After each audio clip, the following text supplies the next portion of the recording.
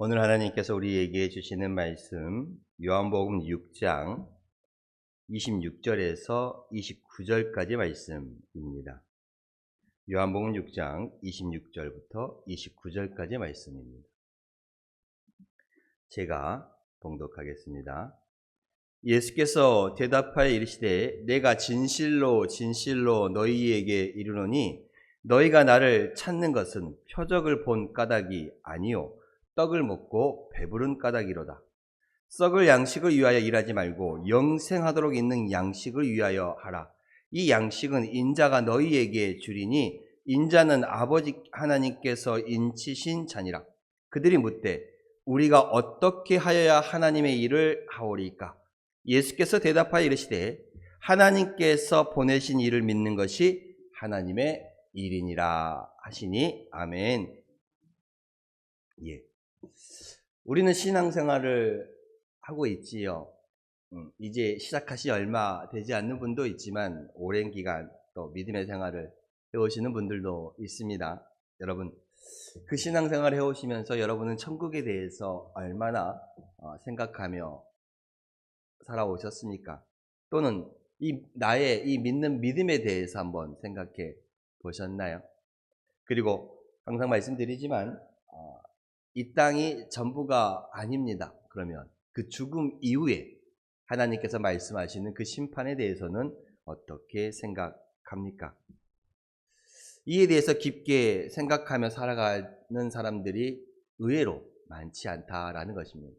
현재에 충실하며 그냥 지금 내게 주어진 그 일들을 하기에 바쁘지 천국에 대해서, 믿음에 대해서, 죽음 이후에 그 나의 심판에 대해서, 나의 상황에 대해서 생각하지는 않는다라는 것입니다. 그래서 그러한지 이 신앙생활을 열심히 하지만 그 사람의 모습이 이전과 예수 믿기 전과 예수 믿는 후로 바뀌지 않는 모습이 있을 수도 있습니다.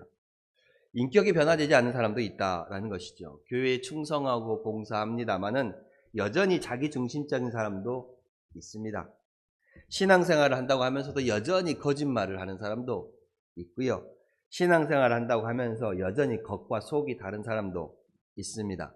교만한 사람도 있고 말을 함부로 해서 남에게 상처 주는 사람도 있고 다른 사람을 무너뜨리는 사람도 있으며 자기 고집으로, 자기 생각으로, 자기 아집으로 살아가는 사람도 있습니다. 나를 중심으로, 나를 기준으로 함부로 사람을 판단하고 정죄하기도 합니다. 이처럼 겉으로 보이는 그 모습을 더 중요하게 생각하며 또 겉과 또 나의 내면이 다른 그 사람의 모습도 있습니다. 정말 안타깝고 안타까운 일이지요. 그렇지만 이러한 모습이 저와 여러분들 가운데서도 있을 수 있다는 것을 우리는 알아야 합니다. 물론 사람이 완전할 수는 없습니다. 완전할 수는 없죠. 100% 마음에 드는 사람이 어디 있습니까? 100% 마음에 드는 남편, 100% 마음에 드는 아내, 100% 마음에 드는 자녀가 어디 있어요? 그렇죠? 100% 마음에 드는 사람은 없습니다. 누구나 실수는 하고 누구나 죄를 짓기도 하고 누구나 넘어지기도 합니다. 하나님께서 우리를 보시면 50보, 100보이는 것입니다. 도토리, 키재기라는 것이지요. 우리는 모두 부족하고 연약한 것이 사실입니다. 인정하십시다. 그렇죠? 인정하십시다. 그럼에도 불구하고 제가 이 말씀을 드리는 것은 그럼에도 불구하고 우리는 연약하고 부족한 사람들입니다. 인정합니다. 하지만 그럼에도 불구하고 내가 예수 믿고 신앙생활을 한다고 하면서도 예수 믿지 않는 사람들과 전혀 다를 바가 없다라면 그건 또 그거대로 문제가 있지 않겠습니까? 생각을 해보십시오. 우리는 말씀을 통해 이 설교를 통해 그리고 여러 가지 우리의 삶의 사건들을 통해서 우리에게 깨닫게 하시는 우리에게 들려주시는 하나님의 음성을 우리는 듣습니다. 그리고 그렇구나. 하나님이 나에게 이걸 원하시는구나. 하나님께서 이걸 원하시지 않는구나 라고 깨닫게 되고 마음에 울림이 있습니다. 그리고 그 깨달은 바대로 살려고 애쓰고 노력하는 것이 신앙인의 삶입니다. 우리가 완벽하게 살아갈 수는 없죠. 완벽하게 이 말씀대로 따라갈 수는 없습니다. 그렇고 싶지만 그러지 못한다라는 것입니다. 완벽하다 할 수는 없지만 내가 깨달은 그것, 내 말씀, 내가 마음에 받은 그것을 내 삶 속에 실천하려는 그 몸부림이라도 우리가 있어야 하지 않겠습니까? 안 그렇습니까? 아무런 자극도 없고 이런 몸부림도 없고 그냥 물 흘러가듯이 그렇게 대나케나 그렇게 살아가는 것, 아무런 고민도 없이 그렇게 살아가는 것, 그 모습은 과연 신앙인의 삶이라고 할 수 없다라고 말하는 것입니다. 오늘 함께 우리가 나누는 이 말씀은요, 이것이 주제라고 할 수 있어요. 내가 이렇게 신앙생활 해도 괜찮은가? 한번 되돌아보는 그 고민에 답을 주는 이 말씀이라고 할 수 있습니다. 요한복음 6장을 보면요, 그 처음 시작이 예수님께서 보리떡 5개와 물고기 2마리로 5,000명을 먹이신 사건이 있습니다. 보리떡 5개와 물고기 2마리로 5,000명을 먹이십니다. 그리고 남은 조각이 12바구니라고 말하고 있습니다. 그리고 이 5,000명을 먹이신 사건, 그 5,000명을 먹이신 사건으로 인해서 사람들이 예수님을 붙잡고 추종하려고 하자 예수님은 제자들을 따로 보내시고 본인은 산으로 기도하러 가셨지요. 그리고 예수님은 먼저 보낸 그 제자들을 찾아가시면서 물 위로 걸으시는 사건이 짤막하게 나오고 있습니다. 그리고 22절부터 71절까지는 예수님께서 자기가 생명의 떡이라는 사실을 밝혀주고 있습니다. 긴 본문을 할애하면서 예수님은 자기를 생명의 떡이라고 말씀하십니다. 그리고 이렇게 오병이어 사건과 예수님께서 말씀하시는 생명의 떡이라는 그 말씀이 서로 이렇게 대조를 이루면서 예수님이 어떤 분이신지를 우리에게 알려주시는 것입니다. 예수님께서 물고기 2마리와 보리떡 5개로 5,000명을 먹이시는 기적을 베풀었을 때 거기에 함께 있었던 사람들, 그것을 받아 먹었던 사람들은요, 이 떡의 문제는 무슨 문제예요? 먹고 사는 문제잖아요. 이 먹고 사는 문제, 그 문제를 해결해 주신 예수님께 깊이 매료되었어요. 예수님을 붙잡으면, 예수님을 따라가면 나 이 먹고 사는 문제에 대해 걱정이 없겠구나. 보리떡 5개와 물고기 2마리만으로도 5,000명을 먹이고도, 남자만 5,000명입니다. 남자만 5,000명을 먹이고도 12바구니가 남았습니다. 이 오병이어 사건을 통해서 예수님을 통해 이 육신의 이 삶에 먹고 살아가는 그 문제에 대해서 문제 없이 나아갈 수 있겠구나라는 것을 깨닫게 된 거예요. 그 주님을 바라보게 된 것입니다. 그래서 오병이어 사건을 설명하는 구절, 그 마지막 6장 15절에 이렇게 말하고 있습니다. 무리들이 와서 예수님을 억지로 붙들어 임금을 사부려 한다라고 말하고 있습니다. 무리들이 억지로 붙들어 임금을 사부려 한다. 그러므로 예수께서 그들이 와서 자기를 억지로 붙들어 임금으로 삼으려는 줄 아시고 다시 혼자 산으로 떠나가십니다. 왜요? 예수만 붙잡으면 내가 이 땅을 살아가면서 먹고 살아가는 문제는 걱정이 없겠구나. 기도하시고 이적을 행하시고 베풀어 주시면 물고기 2마리와 보리떡 5개만으로도 남자만 5,000명이 넘는 사람들을 먹이시는데 이 가난이 해결될 거라 생각했습니다. 그래서 예수를 왕으로 삼고자 하였죠. 이때 예수님은 자신을 오해하고 그 열광하고 자신을 붙잡는 무리들에 휩쓸리지 않기 위해서 어떻게 했어요? 제자들을 얼른 재촉해서 먼저 배를 태워 보내고 예수님은 홀로 산으로 가셨습니다. 영적인 산행을 한 것입니다. 우리는요, 이때 조심해야 돼요. 사람들이 막 나를 높여주고 사람들이 막 나를 호응해 줄 때 내가 마치 무언가 된 거, 무언가 특별한 것처럼 생각할 때 그때가 넘어지기 쉽습니다. 많은 사람들이 예수님을 막 임금으로 삼고 추종하려고 할 때 거기에 제자들이 휩쓸리고 무너지지 않도록 제자들을 얼른 그 상황에서 떠나보내고 예수님도 그 상황에서 떠나 나오면서 홀로 산으로 가서 기도하셨던 것입니다. 그 마음을 다스렸던 것이지요. 다음 날이 되었습니다. 사람들이 다시 벳세다 광야로 나왔지요. 그런데 누가 보이지 않아요? 예수님이 이제 보이지 않습니다. 제자들도 안 보이지요. 그 배 한 척이 있던 거, 예수님은 제자들을 그 배를 태워서 가버나움으로 보내셨습니다. 예수님이 보이지 않죠. 다음 날에도 그들은 그 육신의 삶의 필요를 위해서 나왔는데, 그 체험을 위해서 나왔는데 예수님이 안 계시는 거예요. 예수님을 찾았을까요? 안 찾았을까요? 찾죠. 임금을 삼고자 했는데 예수님을 두루 찾습니다.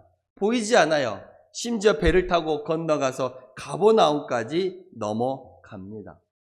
가버나움까지 넘어가죠. 주님은 그 밤에 제자들에게 오셔서 배에 있는 제자들에게 오셔서 바다 위를, 그 호숫가 위를 걸어가셔서 제자들에게 가셨습니다.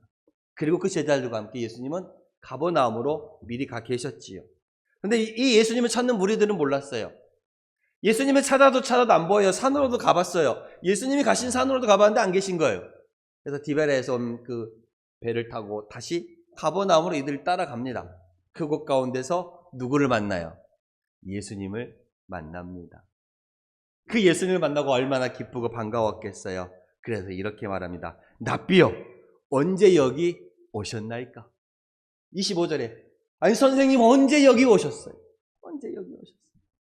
그들이 벳세다에서 아무리 찾아봐도 주님 안 계셔서 찾아 가버나움까지 왔더니 가버나움에 벌써 예수님이 와 계신 거예요. 그래서 선생님이요, 랍비요, 언제 여기 오셨습니까? 언제 여기 오셨습니까? 반갑지요. 그 예수님을 찾고 찾았는데 반가웠습니다. 여기에 대해 예수님께서는 이렇게 말씀하셨습니다. 함께 보실까요? 예수께서 대답하여 이르시되 내가 진실로 진실로 너희에게 이르노니 너희가 나를 찾는 것은 표적을 본 까닭이 아니요 떡을 먹고 배부른 까닭이로다. 너희가 나를 찾는 것은 표적을 본 까닭이 아니고 너희가 나를 찾는 것은 그저 그 떡을 받아 먹고 배부른 까닭이로다 라고 말씀하셨습니다. 무슨 말이에요? 조금 돌려서 말하는 표현이기도 한데요.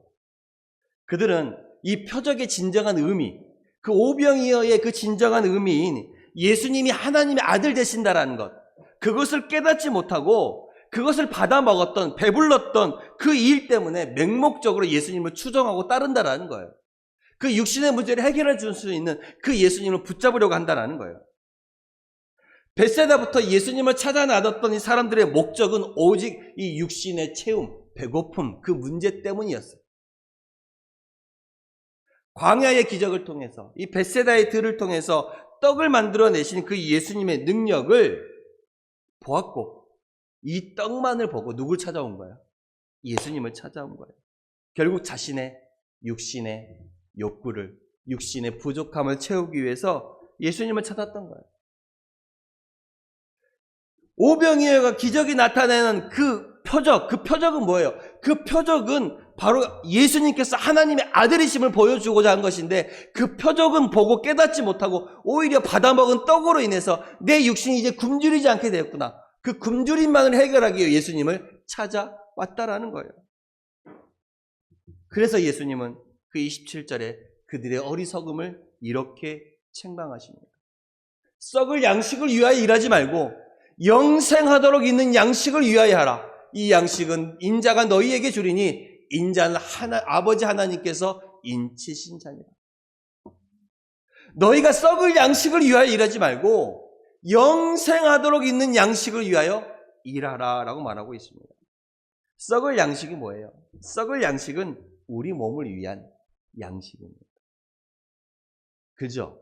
입으로 들어간 거는 다 뒤로 나와서 썩어 없어져요. 아니, 그렇지 않습니까? 우리 먹는 거 솔직히 다 나오잖아. 뒤로 나와 썩어 없어져요. 아니, 이 안에 가지고 있어도 이 육신이 땅에 묻히면 썩어 없어져요. 썩을 양식이라는 것은 우리의 몸을 위한 것들이에요. 우리의 몸을 위한 것도 솔직히 다 썩어 없어지는 것들이잖아요. 안 그래요? 영원한 건 있던가요? 집에 놔둬서 내 육신을 위해서 놔둔 것들, 옷도 안 입으면 해지고 썩어져요. 낡아져요. 그죠? 신발도 안 신으면 금방 해져요. 이 몸을 위한 것들 결국은 다 썩을 것들이에요. 그 썩을 것들을 위해서, 썩을 양식을 위해서 너희가 일하지 말고, 예수님 뭘 말하는 거예요? 이 육신의 배고픔을 채우기 위해서 예수님께 찾아왔더니, 그 예수님을 바라보고 임금을 삼으려고 했더니 예수님께서 이들에게 뭐라고 말씀하셔요? 너희가 이 썩어질 것들을 위해서 일하지 말고 영생하도록 있는 양식을 위해서 일을 하라. 영생하도록. 그 영생하도록 있는 그 양식이 뭐예요? 영원히 살게 하며 없어지지 않는 그 양식이 뭐예요? 바로 예수라는 거예요. 예수님을 하나님께서 인치신 진정한 구원자라고 말하고 있는 거예요. 여러분, 이 무리들이요, 벳세다 그 광야에 예수님을 찾아서 나올 때 그 첫 마음은 무엇인지 아십니까? 그 첫 마음은 떡을 찾아 나왔나요? 그들이 예수님을? 아니요. 첫 마음은 떡에 대한 기대는 아예 없었어요. 그죠? 그들의 첫 마음은 오직 말씀을 기대하며 예수님께 나왔어요. 그래서 저녁이 되자 예수님께서는, 제자들은 저녁이 되었으니 이제 이들을 돌려보내자라고 했을 때 예수님께서 아니다, 너희가 이들에게 먹을 것을 주라라고 말씀하시면서 오병이어의 기적가 나타난 거예요. 이 벳세다들에 나온 이 사람들은요, 처음부터 기적을 바라고 떡을 바라고 나온 게 아니었어요. 그들은 처음에는 뭘 바라고 나왔어요? 주님의 음성, 주님의 말씀을 바라고 나왔어요. 그런데 그들이 오병이어의 그 떡을, 그 체험을 받고 나서, 그 기적을 받고 나서 달라졌어요. 그 예수님이 기적을 일으켜 얼마든지 떡을 만들 수 있는, 그리고 그렇게 우리에게 해주셔야 하는 분으로 여게 된 거예요. 예수님의 말씀을 사모해서, 예수님의 음성을 사모해서, 예수님을 사모해서 나왔는데 그것이 기적을 체험하고 나니 바뀌어버리는 거예요.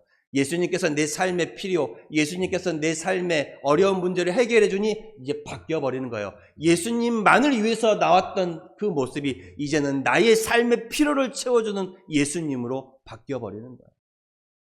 처음에는 말씀을 사모해서 나왔는데 이제는 나를 채워주고 나의 그 문제를 해결해주는 주님만으로 인식을 한다는 거. 결국은 뭐예요?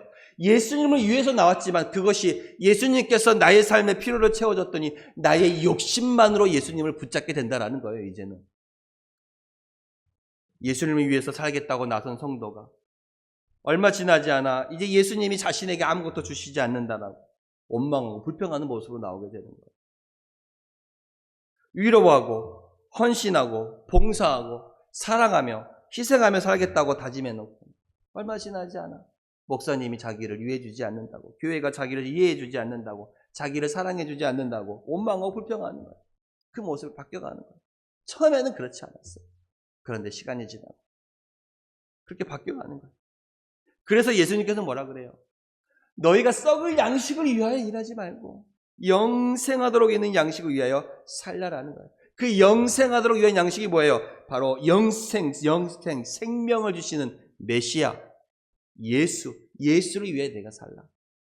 누구든지 예수를 믿기만 하면 영생을 얻게 된다는 그 말씀이 바로 오늘 27절의 말씀이에요. 너희가 썩을 것을 위하여 일하지 말고 영생하도록 있는 양식을 위하여 일을 하라. 그 예수를 붙잡으라. 라는 그 말씀이 오늘 이 말씀이에요.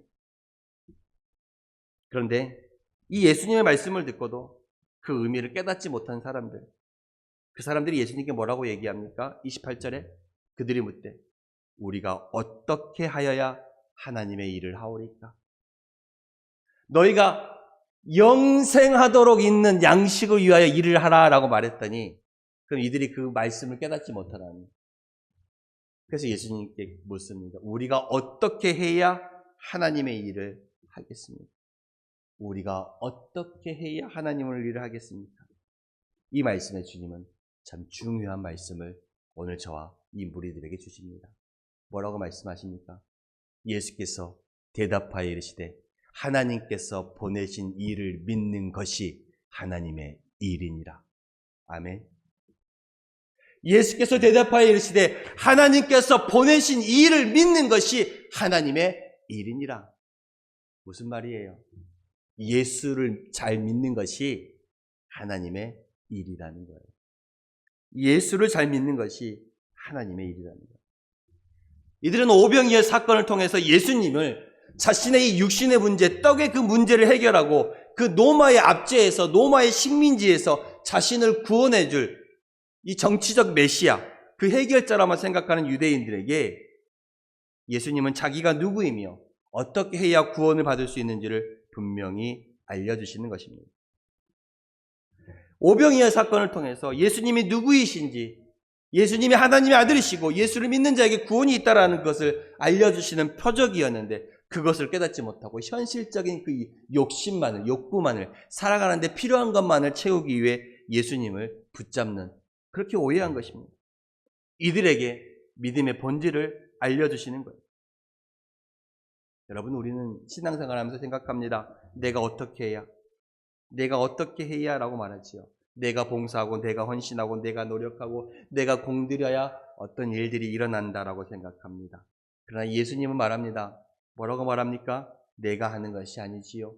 오직 하나님께서 보내신 예수를 믿는 것입니다. 이것이 하나님의 일의 기본 중에 기본이에요. 하나님의 일의 기본은 예수를 믿는 것. 예수를 믿는 것. 예수님이 알려주신 이 하나님의 일 역시도 예수님을 하나님의 아들로 분명히 믿고 예수만이 우리를 구원하시는 분으로 믿는 것, 그것이 하나님의 일이라는 거예요. 가장 중요한 일이죠. 우리는 예수를 믿는 일, 하나님의 일이라고 하면 뭘 생각하십니까? 뭘 생각해요? 예수님을 위해서, 하나님을 위해서, 교회를 위해서 이 일도 하고 저 일도 하고 저 사업도 하고 이 사업도 하고, 큰 교회에서는 그렇잖아요. 이런 봉사도 하고 저런 봉사도 하고 충성하고, 그것이 하나님의 일, 교회를 위한 일이라고 생각합니다. 틀린 말은 아니지요. 틀린 말은 아닙니다. 그것도 분명 하나님의 일이긴 합니다. 그러나 가장 본질적인 하나님의 일이란, 더 근본적으로 하나님의 일이란 우리가 예수를 잘 믿는 거예요. 그 믿음 없이 헌신하고, 그 믿음 없이 봉사하고, 그 믿음 없이 수고하는 것은 아무것도 아니라는 거예요. 예수를 잘 믿어야 합니다. 주님과의 교제가 우리의 삶 가운데 먼저 있어야 돼요. 예수님 말씀하셨습니다. 나는 포도나무요 너희는 가지니 그가 내 안에 내가 그 안에 거하면 사람이 열매를 많이 맺나니 나를 떠나서는 너희가 아무것도 할 수 없음이라.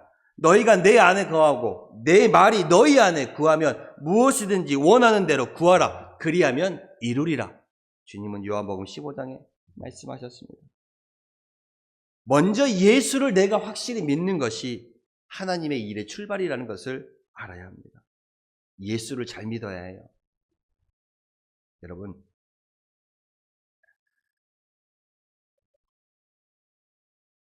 지금은 돌아가셨습니다만 예전 그 영락교회를 맡으셨던 한경진 목사님이 있습니다. 그 한경진 목사님이 아프셨을 때에 이 목회자들이 병문안을 왔어요. 그리고 이 병문안을 왔던 목회자들이 선배, 어르신 있는 목사님한테 우리를 위해서 덕담 좋은 말 한마디 해주십시오 라고 말했죠. 이 한경진 목사님이 자신을 병문안 온 목사들에게 이렇게 말했습니다. 목사님들, 예수님 잘 믿으세요. 목사님들, 예수님 잘 믿으세요. 이 한경진 선배였던 그 목사님이 자신 후배 목사들에게, 목사님들 예수 잘 믿으세요. 생각해 봅시다. 목사님들에게 예수 잘 믿으라고 말합니다. 목사님뿐일까요? 장로님 예수 잘 믿으세요. 권사님 예수 잘 믿으세요. 집사님 예수 잘 믿으세요. 신앙생활에 하나님의 일의 가장 기본 중에 기본은 예수를 믿는 거예요. 여기부터 시작돼야 돼요. 여기부터 시작돼야 됩니다. 예수님을 단지 내 필요를 채워주는 육신의 세상적인 것을 채워주시는 그런 분으로만 오해하지 마시고, 예수님을 그 예수가 나의 구원자시오, 예수가 나의 구원자라는 것을 믿고 나아가야 된다는 거예요. 예수를 먼저 잘 믿는 것이 하나님의 일의 시작이에요. 예수를 내가 잘 믿고 나서 헌신도 하고 봉사도 하고 수고도 하고 그 위에 여러 가지 일들을 세워나가는 것이지, 하나님의 일을 한답시고 이 일도 하고 저 일도 하고 저 일도 했는데 내 믿음은 죽어가. 그게 잘못된 거예요.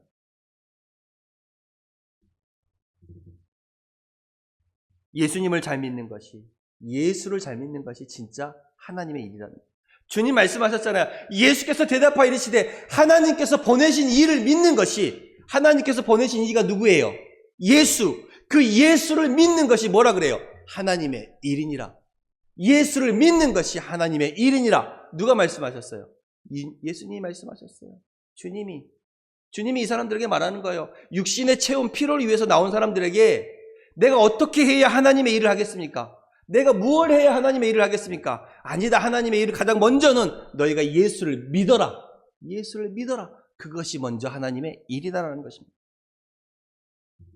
그러면서 예수님께서는 22절부터 71절까지 쭉 자기를 생명의 떡이라고 말하는 거예요. 그러니까 이 생명의 떡, 영혼의 영생의 밥이라고 말하는 거예요. 육신의 떡을 요구하는 사람들에게 나는 너희에게 생명의 떡이라는 거예요. 이러한 말씀을 했을 때 이 자신의 생명을 떡으로 예수님이 말씀하시는데 이 가르침을 이 사람들이 이해하지 못하고 떠나갑니다. 이해하지 못하니까. 이 영생을 위하여 있는 이 생명의 떡이신 예수를 너희가 받아들이고 믿으라. 그러면 구원함을 얻으리라라는 그 말씀을 깨닫지 못하고 이해하지 못하고 떠나가요. 왜요? 자신들이 원하는 메시아, 자신들이 원하는 구원자, 그 예수님의 모습이 예수님이 말씀하시는 자신의 모습과는 달랐기 때문에 그래요. 내 기대와는 다른 거예요. 내 기대와는 달라. 그때 예수님께서 12제자에게 이렇게 물으셨습니다. 너희도 가려느냐? 너희도 가려느냐? 그 질문에 베드로가 성큼 이렇게 대답합니다. 68절과 69절에 보시면 베드로가 이렇게 말합니다. 예수님께서 12제자에게 너희도 가려느냐? 그때 68절에 베드로가 뭐라 그래요? 시몬 베드로가 대답하여 이르되 주여 영생의 말씀이 주께 있사오니 우리가 누구에게 가오리까? 우리가 주는 하나님의 거룩하신 자인 줄을 믿고 알았사옵나이다. 베드로가 이렇게 고백합니다. 주님을 이해하지 못하고 자기의 기대와 자기의 생각과 자기가 믿었던 그 믿음과는 다른 그 주님의 모습을 보고 신앙생활을 떠나가는 그 사람들에게, 예수님을 떠나가는 사람들에게, 내가 처음엔 예수님을 이렇게 기대하고 믿었는데 신앙생활에 보니 그게 아니야. 내가 예수님께 이것을 원하고 나와왔는데 그 원함을 들어주지 않네. 그 모습과는 달라. 떠나가는 사람들에게, 제자들에게 너희도 가려느냐? 베드로가 뭐라고 고백합니까? 주여 영생의 말씀이 주께 있사오니 우리가 누구에게 가오리까? 영생의 말씀이, 즉 바꿔 말하면 생명의 말씀이 주께 있사오니 우리가 누구에게 가오리까? 여러분, 이 베드로의 고백이 저와 여러분들의 고백이 되기를 원합니다. 우리도 고백합시다. 너도 떠나가려느냐? 주여 영생의 생명의 말씀이 주께 있사오니 우리가 누구에게 가오리까? 그 생명의 말씀이 예수에게 있습니다. 예수가 생명이요 구원자입니다. 여러분, 예수 잘 믿으세요? 그것이 하나님의 일입니다. 그게 가장 근본이고 근본임을 잊지 마시길 바랍니다. 예수를 먼저 잘 믿고 그 위에 여러 가지 일들을 쌓아가는 것이지 이 일들을 쌓아놓는 그것이 하나님의 일이 아니라는 거예요. 예수 잘 믿읍시다. 권사님, 집사님, 예수 잘 믿으시기를 바랍니다. 그것이 주님이 말씀하시는 하나님의 일입니다. 기도하겠습니다.